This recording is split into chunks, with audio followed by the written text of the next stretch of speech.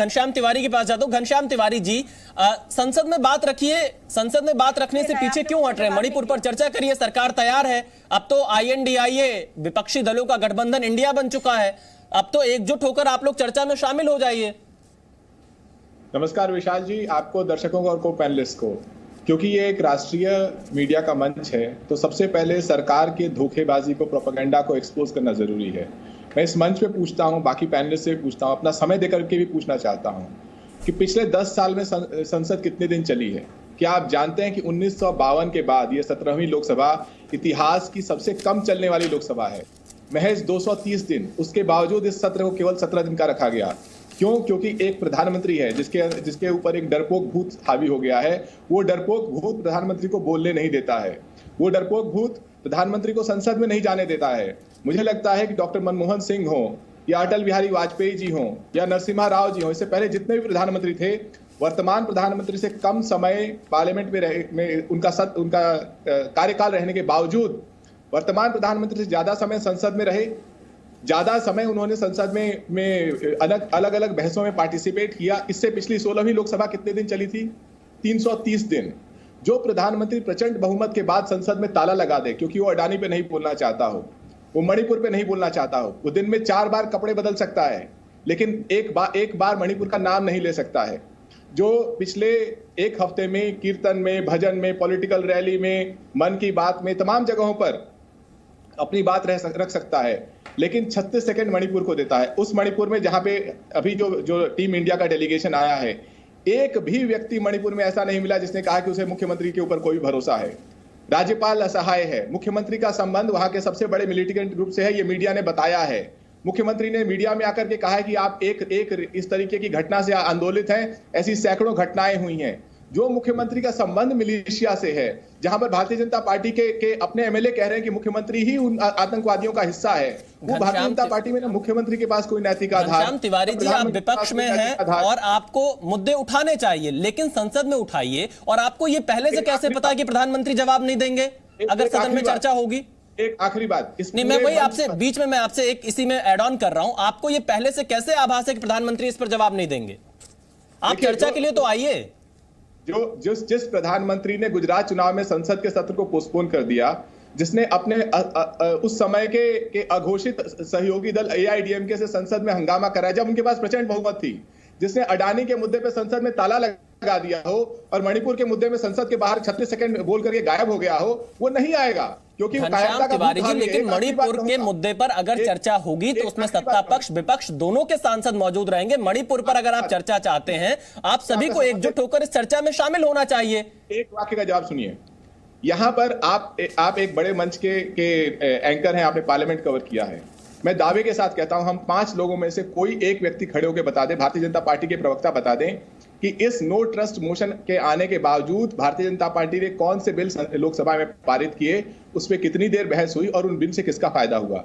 जो जंगलों को लेकर बिल पारित हुआ, उससे प्रधानमंत्री के साथियों का फायदा होगा।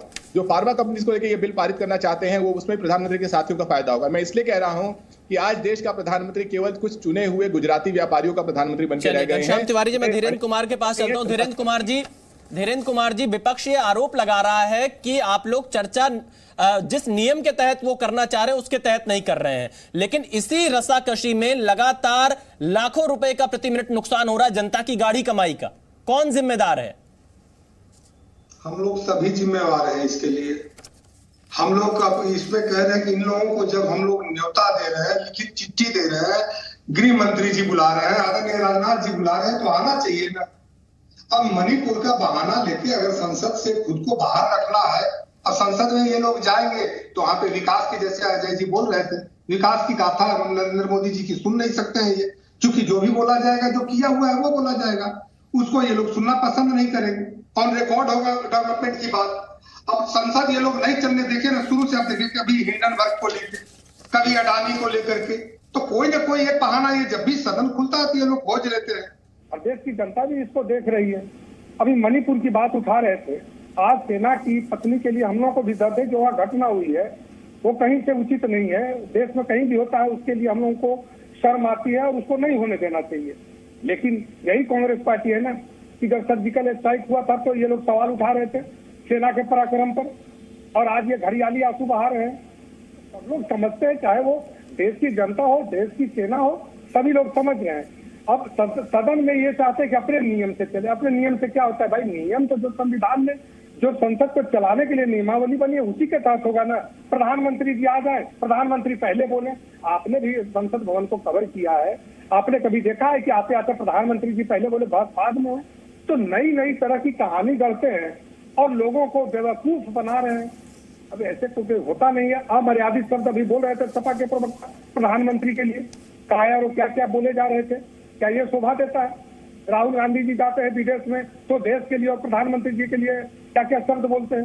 तो देश को अपमानित करने वाले लोग हवाई इंडिया ये उसको खंडित करके बोलने से, जैसे इसके दिमाग में खंडन, इन लोगों के दिमाग में खंडित है ना भारत, वही चीज उन लोगों ने अपने नाम में भी रखा है। सदन में ये लोग आना नहीं चाहते हैं। सदन में चर्चा होगी तो इनकी कलई खुलेगी, जिससे ये बचना चाहते हैं। और कुल मिला के ये सदन कब चलने देना चाहते हैं? ईडी पर इन लोगों की कार्रवाई होना ईडी बंद कर दे, सीबीआई इन पर जांच करना बंद कर दे, तो ये सदन को चलने देंगे? तो भाई ये देश बनाने के लिए मोदी जी चले हैं, आपको बनाने नहीं आए हैं। जिस दिन जनता आपको बना देगी, अपने हिसाब से आप सीबीआई बंद करा दीजिएगा, ईडी बंद करा दीजिएगा, जांच बंद हो जाएगी। जैसे लूट रहे थे लूट रहिएगा। चलिए धीरेन्द्र जी, मैं आपके पास आता हूं। मैं एक बार फिर से साधना भारती के पास चलता हूं, कांग्रेस की प्रवक्ता हैं। साधना भारती जी, अधीर रंजन चौधरी का बयान आज आपने सुना होगा। अधीर रंजन चौधरी जी कह रहे हैं कि मणिपुर का हमने दौरा किया है, लोगों की शिकायतें सदन में रखेंगे। लेकिन कैसे रखेंगे जब सदन में जैसे ही 11 बजे कार्रवाई शुरू हो रही है, मैं देख रहा हूं विपक्षी दलों के सांसद खड़े होकर हंगामा कर रहे हैं। फिर कैसे आप मणिपुर में जो आवाज सुनकर आए हैं, अगर उस आवाज को सरकार के सामने नहीं रखेंगे तो आपके जाने का मतलब क्या है मणिपुर? नहीं, देखिए, हम तो चाहते हैं कि बात हो, लेकिन अब आप सुनिए जो अभी मुझसे पूर्व बोल रहे थे आदरणीय प्रवक्ता जी एलजेपी आर के, तो मैं ये कहूंगी कि उन्होंने अभी कहा अमर्यादित। अरे भाई, देश के प्रधानमंत्री जी का भी अपने वक्तव्य सुना होगा। ये 27 जुलाई 2023 को गए थे राजस्थान के सीकर। वहां पीएम मोदी जी जनसभा को संबोधित करते हुए एक अभद्र, अश्लील और अमर्यादित इशारा करते हैं जब वो कांग्रेस के लिए बोलते हैं कि डब्बा गोल हो जाएगा। तो क्या ऐसा अभद्र, अमर्यादित आचरण एक प्रधानमंत्री जी को शोभा देता है? ये किसने सिखाया है उनको? क्या भाजपा की अम्मा जान आरएसएस ने सिखाया है क्या? और किसी ने भी सिखाया? साधना भारती जी, लेकिन उन्होंने साधना भारती जी, डिबेट के मुद्दे पर अगर आप टिकी रहेंगे तो मुझे लगता है कि बीच में बोलते हैं आप नहीं।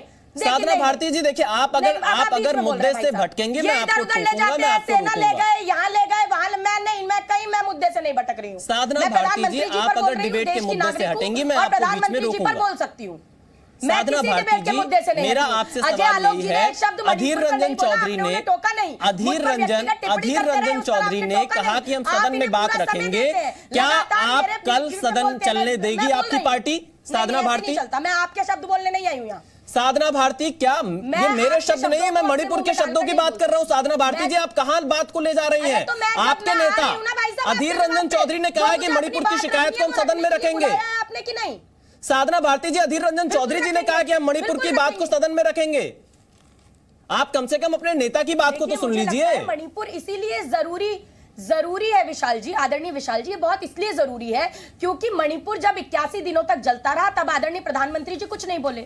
जब मणिपुर 81 दिनों तक जलता रहा, जब माननीय सुप्रीम कोर्ट स्वतः संज्ञान लेता है, तब प्रधानमंत्री जी 36 सेकंड में बोलते हैं।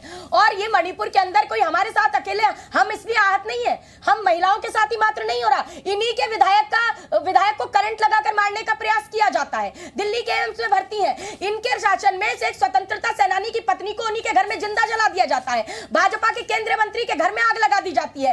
एकमात्र महिला मंत्री है राज्य की, उनके सरकारी आवास को आग लगा दी जाती है। वहां पर और ऐसी घटनाएं हुई हैं जब महिलाओं के साथ दर्दनाक बलात्कार करके उन्हें नंगा करके परेड कराई गई है और हत्या कर दी गई है। आजाद भारत में क्या कभी ऐसा हुआ है कि बंदूक की नोक पर महिलाओं के, उनके पिता, उनके भाई के सामने कपड़े उतरवा दिए गए? साधना भारती जी, भरी बातें करते हैं। साधना भारती जी, मैं अजय आलोक का जवाब लूंगा। तो क्यों ना रखा जाए? साधना भारती जी, आप सदन में रखिए, आप सदन में रखिए, सदन की कार्यवाही चल रही है, आप सदन में रखिए। आप कहाँ चल रही है कार्यवाही?